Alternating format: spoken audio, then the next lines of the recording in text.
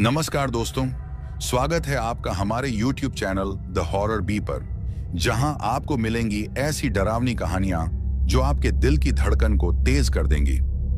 आज की कहानी एक बस ड्राइवर की है जिनका नाम धर्मपाल है। तो अब मैं आपको ये कहानी धर्मपाल के नजरिए से सुनाता हूँ। लेकिन कहानी शुरू करने से पहले मैं आपको कहना चाहता हूँ कि वैसे तो आपने बहुत सी कहानियां सुनी होंगी, लेकिन आज जो कहानी मैं आपको सुनाने वाला हूँ उसे सुनकर आपको बहुत मजा आने वाला है और साथ ही डर का एहसास भी होने वाला है। और अगर आप इस चैनल पर पहली बार आए हैं तो चैनल को सब्सक्राइब जरूर करें ताकि आप हमारी इस फैमिली का हिस्सा बन सकें और आने वाली वीडियो आप तक आसानी से पहुंच जाए। दोस्तों, आप सब कहानी को तो पूरा सुन लेते हो लेकिन वीडियो को लाइक नहीं करते। लेकिन इस बार मुझे पूरी उम्मीद है कि आप सब इस वीडियो को लाइक जरूर करेंगे ताकि मुझे भी ये एहसास हो सके कि मेरी मेहनत आपको पसंद आ रही है। आपका एक लाइक मुझे और भी बेहतरीन कहानियां लाने का हौसला देता है। तो चलिए अब ज्यादा समय न लेते हुए जल्दी से अपनी कहानी को शुरू करते हैं। दोस्तों, मेरा नाम धर्मपाल है और मैं एक गांव का रहने वाला हूं। मुझे बस चलाते हुए लगभग 20 साल से ज्यादा का वक्त हो गया है। इन 20 सालों में मुझे बस चलाने का काफी अच्छा अनुभव हो गया है। मैंने हर तरह के रास्तों पर अपनी बस को चलाया है। मैंने सुनसान हाईवे भी देखे हैं और कच्चे रास्तों पर भी अपनी बस को चलाया है। दोस्तों, मैंने अपनी जिंदगी में बहुत सफर किया है, लेकिन एक सफर ऐसा था जिसने मेरी पूरी जिंदगी को बदल कर रख दिया था।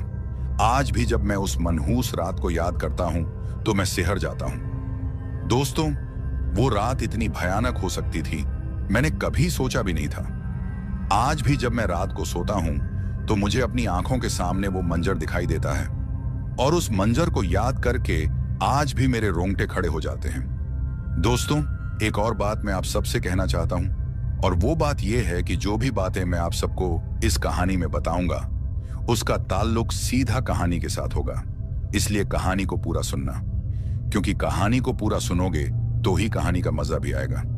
खैर, अब सीधे अपनी कहानी पर आते हैं। दोस्तों, जो हादसा मेरे साथ हुआ था ये आज से 19 साल पहले की बात है।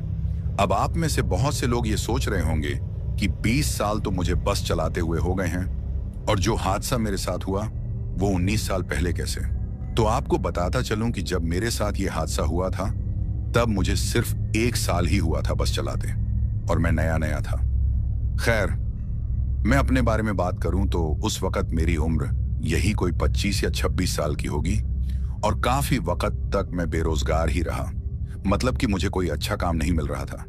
ऐसा नहीं था कि मैं कुछ भी नहीं कर सकता था, लेकिन मेरे मन मुताबिक वाला काम मुझे मिल नहीं रहा था। दोस्तों, मुझे बस चलानी आती थी क्योंकि मैं 1 से 2 साल तक एक बस ड्राइवर के साथ कंडक्टर रहा था और जब मैं उस ड्राइवर का कंडक्टर का काम करता था तब उसने मुझे बस चलाना भी सिखा दिया था। मुझे काफी शौक था बस चलाने का। हर इंसान का अपना अपना शौक होता है, किसी का कुछ होता है तो किसी और का कुछ और। आपका भी कोई ना कोई शौक जरूर होगा। उसी तरह मेरा भी शौक था बस चलाना। एक और बात दोस्तों, जिस इंसान का भी कोई शौक होता है ना, वो उस चीज को जल्दी सीख लेता है और बस चलाना मेरा शौक था तो तभी मैंने बस चलाना जल्दी सीख लिया था। खैर, मैं उस बस ड्राइवर के साथ लगभग 2 साल तक कंडक्टर रहा था। वो मुझे ज्यादा पैसे तो नहीं देता था, लेकिन मेरा खाना पीना उसके साथ अच्छे से हो जाता था। मेरे पापा एक दुकान पर काम करते थे, उन्हीं के पैसों से हमारे घर का गुजारा चलता था। अब बस चलाना तो मैंने सीख लिया था, लेकिन उसके बावजूद भी मैं घर पर बेरोजगार पड़ा रहता था क्योंकि नए ड्राइवर को कोई भी अपनी बस देने के लिए तैयार नहीं था। उन दिनों में काफी परेशान रहने लगा था क्योंकि घर का इतना बड़ा लड़का अगर बेरोजगार रह जाए तो काफी तकलीफें होती हैं। हमारे घर में मैं और मुझसे छोटी 2 बहनें हैं। अब उनकी भी शादी की उम्र हो गई थी और पापा के पैसों से अब घर का उतना गुजारा भी नहीं हो पा रहा था। मैं काफी परेशान रहने लगा था। मुझे कुछ समझ ही नहीं आ रही थी कि आखिर क्या किया जाए। बीच बीच में मम्मी पापा से भी काफी खरी खोटी सुनने को मिलती थी। वो हर वक्त मुझसे बस यही कहते रहते थे कि दूसरों के बच्चों को देख, वो काम धंधा करते हैं, तुम्हारी तरफ बेकार तो नहीं पड़े रहते। वैसे मम्मी पापा की बात भी सही थी, लेकिन मैं करता भी क्या। जो काम मैं करना चाहता था वो मुझे मिल नहीं रहा था और जिस काम को घर वाले करने को बोलते थे उस काम को करने में मेरा मन नहीं था। खैर, इसी तरह काफी दिन बीत गए, लेकिन फिर एक दिन मेरी मुलाकात मेरे उस बस ड्राइवर से हुई, जिस बस ड्राइवर के साथ मैं 2 साल तक रहा था। मतलब कि जिसके साथ मैं कंडक्टर रहा था और जिसने मुझे बस चलाना सिखाया था। अब जब मैं उस बस ड्राइवर से मिला तो पहले तो उसने मुझसे मेरा हालचाल पूछा और फिर वो मुझसे ये भी पूछने लगा कि आजकल क्या करते हो। तो उस बस ड्राइवर की बात सुनकर मैं उससे कहता हूं कि उस्ताद जी, मैं तो अभी कुछ नहीं करता, बस काम की तलाश में हूं। तो मेरी बात सुनकर वो मुझसे कहता है कि तुमको तो मैंने बस चलाना भी सिखा दिया था और तुम एक मेहनती इंसान भी हो, फिर भी तुम्हें कोई काम क्यों नहीं मिल रहा? क्या तुम्हें कोई बस नहीं मिली चलाने को? तो उस बस ड्राइवर की बात सुनकर मैं उससे कहता हूं कि बस चलानी तो सीख गया उस्ताद, लेकिन कोई भी बस का मालिक बस देने को राजी नहीं है, क्योंकि नए ड्राइवर को बस मिलना काफी मुश्किल होता है। तो मेरी बात सुनकर वो ड्राइवर मुझसे कहता है कि तुम फिक्र मत करो, मेरा जो सेठ है जिसकी मैं बस चलाता हूं, उससे मैं तुम्हारे बारे में बात करूंगा। अगर उसके पास तुम्हारे लिए कोई काम होगा तो मैं तुम्हें बता दूंगा। तुम परसों मुझसे बस स्टैंड में मिलना, वहीं मैं तुम्हें बताऊंगा कि मेरी सेठ से क्या बात हुई। अब आप में से बहुत से लोग ये सोच रहे होंगे कि बस स्टैंड में उस ड्राइवर ने मिलने के लिए क्यों बोला, वो मुझे ऐसे भी तो बोल सकता था या फोन वगैरह पर। तो आपको बताता चलूं कि जिस वक्त की मैं आपको बात बता रहा हूं, उस वक्त ये मोबाइल फोन नहीं होते थे, या शायद अगर होते भी थे तो हम लोगों तक पूरी तरह से पहुंच नहीं पाए थे और शायद उस वक्त काफी महंगे भी मिलते होंगे। खैर, जो बस ड्राइवर मुझे मिला था वो दूसरे रूट पर बस चलाता था और मैं किसी काम से उस तरफ गया था, तो तभी मेरी मुलाकात उससे हुई थी। अब जब उस बस ड्राइवर ने मुझसे ये कहा कि मेरे बारे में वो अपने सेठ से बात करेगा, तो उसकी बात सुनकर मैं बहुत खुश हो जाता हूँ, क्योंकि मुझे पता था कि वो बस वाला कोई ना कोई जुगाड़ मेरे काम के लिए जरूर लगाएगा, क्योंकि उस बस ड्राइवर से मेरी काफी अच्छी बनती थी। खैर, अब एक और दिन बीतने के बाद मैं उस बस ड्राइवर की कही बात के अनुसार बस स्टैंड पहुंच जाता हूं और फिर कुछ देर बाद मेरी मुलाकात उस बस ड्राइवर से हो जाती है। अब जब मैं उस बस वाले से मिलता हूं तो वो मुझसे कहता है कि तुम्हारे लिए एक खुशखबरी है, और वो खुशखबरी ये है कि तुम्हारे लिए काम मिल गया है। मैंने अपने सेठ से तुम्हारे लिए बात की, काफी कोशिश के बाद मैंने सेठ को मना लिया है। उसके पास एक बस है और वो काफी दिनों से उस बस के लिए कोई अच्छा सा ड्राइवर ढूंढ रहा था। फिर मैंने तुम्हारे बारे में उसको बताया और ये भी बताया कि आप एक बार मेरे कहने पर उस लड़के को बस दे दो, वो काफी ईमानदार है, क्योंकि काफी वक्त से उसने मेरे साथ काम भी किया था। मेरी बात सुनकर मेरे सेठ ने मान लिया है और अब वो तुम्हें बस देने के लिए राजी हो गया है।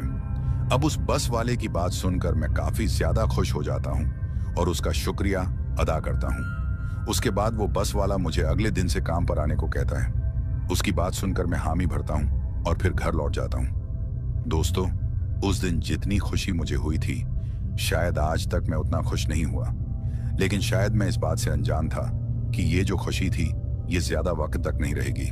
मैंने कभी सोचा भी नहीं था कि ये बस चलाने का काम मुझे एक दिन मेरी जान को जोखिम में डाल देगा।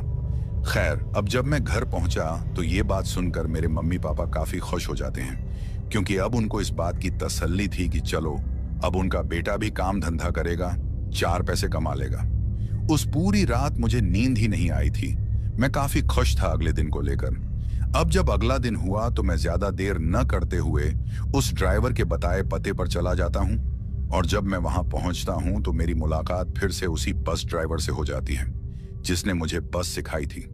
उसके बाद वो मुझे अपने सेठ से मिलाता है और फिर थोड़ी बहुत बातें करने के बाद मुझे बस मिल जाती है। दोस्तों, एक और बात जो मेरे लिए किसी लॉटरी से कम नहीं थी, और वो बात ये थी कि जो रूट मुझे मिला था बस चलाने का, उसमें मेरा गांव भी आता था। मतलब कि मुझे बस स्टैंड से सवारियां लेकर एक बड़े से इलाके तक जाना होता था, और उस इलाके तक पहुंचने में मुझे 2 से 3 गांव को पार करके जाना पड़ता था। और मेरे लिए अच्छी बात यह थी कि उन 3 गांव में मेरा गांव भी आता था, और अपने गांव से बस को गुजारना उस जमाने में एक बड़ी बात होती थी। मतलब कि उस वक्त लोग बस ड्राइवर की बहुत इज्जत करते थे और उसे एक बड़े आदमी की तरह देखते थे। खैर, अब जब मुझे वो बस मिली तो मैं बहुत खुश था। मैंने पहले दिन भगवान का नाम लिया और बस को लेकर अपनी मंजिल की तरफ चला गया। मुझे उस बस के साथ एक कंडक्टर भी मिल गया था। उसका नाम नरेश था। नरेश काफी होशियार लड़का था और मेरी ही उम्र का था।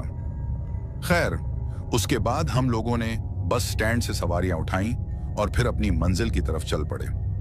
मेरा बस पर पहला दिन बहुत अच्छा गया। हम लोगों को सवारियां भी अच्छी खासी मिली थी। मेरी बस का जो सेठ था उसने मुझे अच्छी सैलरी देने का वादा किया था और उसने मुझसे यह भी कहा था कि अगर तुमने अच्छे से काम किया और इस बस से अच्छी खासी कमाई हुई तो मैं तुम्हारी सैलरी को और भी बढ़ा दूंगा। अब उस सेठ की ऐसी बात सुनकर मैं और भी ज्यादा खुश हो जाता हूं। खैर, अब उस रूट पर चलते चलते मुझे काफी दिन हो जाते हैं और फिर वो दिन महीनों में बदल जाते हैं। मेरे गांव में मेरी बहुत इज्जत होने लगी थी। मेरा काम हर दिन अच्छे से चल रहा था और मैं अच्छा खासा पैसा कमा रहा था। अब जब मैं उस बस से अच्छा खासा पैसा कमाने लगा तो मेरे गांव में बहुत से लोग मुझसे जलने लगे। वो अंदर ही अंदर मुझसे नफरत करने लगे थे। हालांकि जब मैं उनके सामने होता तो उस वक्त तो वो मेरी झूठी इज्जत करते थे, लेकिन पीठ पीछे वो मुझसे काफी जलते थे और ये बात मैं अच्छे से जानता था। दोस्तों, आप लोगों से भी बहुत से लोग जलते होंगे और ये तब होता है जब आप एक अच्छे मुकाम पर हो या कुछ अच्छा कर रहे हो। लोगों को ये चीज बर्दाश्त नहीं होती और उस वक्त ये सब मेरे साथ हो रहा था। खैर, अब जैसे जैसे महीने बीत रहे थे वैसे वैसे मेरी अच्छी कमाई होती जा रही थी। शायद भगवान मुझ पर काफी खुश था।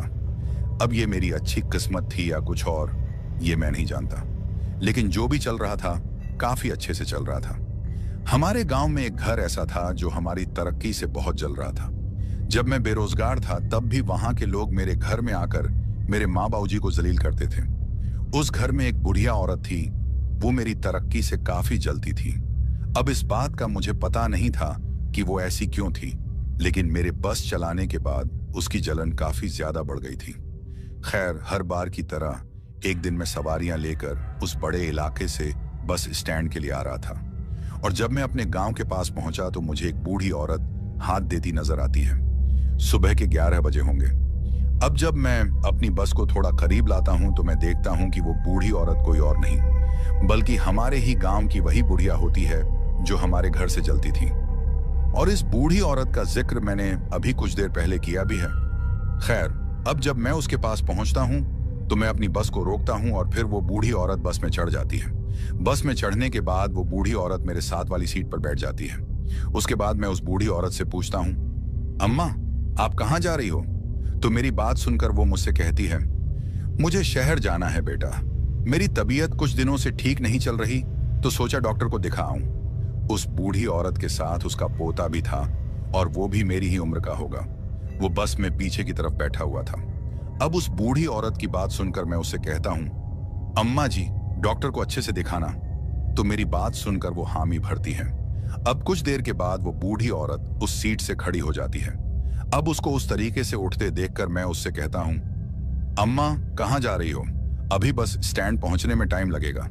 तो मेरी बात सुनकर वो मुझसे कहती है, मुझे पता है बेटा, मैं तो पीछे की तरफ जा रही हूं, अपने पोते के पास बैठूंगी, वैसे भी उसके साथ वाली सीट खाली है। उसके बाद वो बूढ़ी औरत आगे से उठकर पीछे की तरफ चली जाती है। उस बूढ़ी का जो पोता था वो आखिरी सीट पर जाकर बैठा था और ये बूढ़ी भी अब वहीं जाकर बैठ जाती है। खैर, अब कुछ देर बाद हम बस स्टैंड पहुंच जाते हैं और फिर वो बूढ़ी औरत और उसका पोता बस से नीचे उतर जाते हैं। लेकिन बस से उतरते वक्त वो बुढ़िया मुझसे कहती है, बेटा, तुम्हारी तरक्की से मैं बहुत खुश हूं। मेरी दुआ है कि तुम इससे भी ज्यादा तरक्की करो।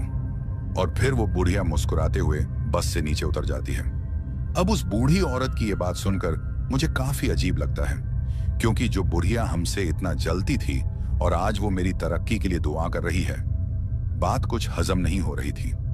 खैर, उसके बाद मैं इस बात को नजरअंदाज करता हूं और अपने काम पर ध्यान देता हूं। अब उस दिन भी मुझे काफी सवारियां मिल जाती हैं। सब कुछ अच्छे से चल रहा था, लेकिन वो कहते हैं ना कि यह किस्मत भी बड़ी कुत्ती चीज होती है, कब बदल जाए कोई पता नहीं होता।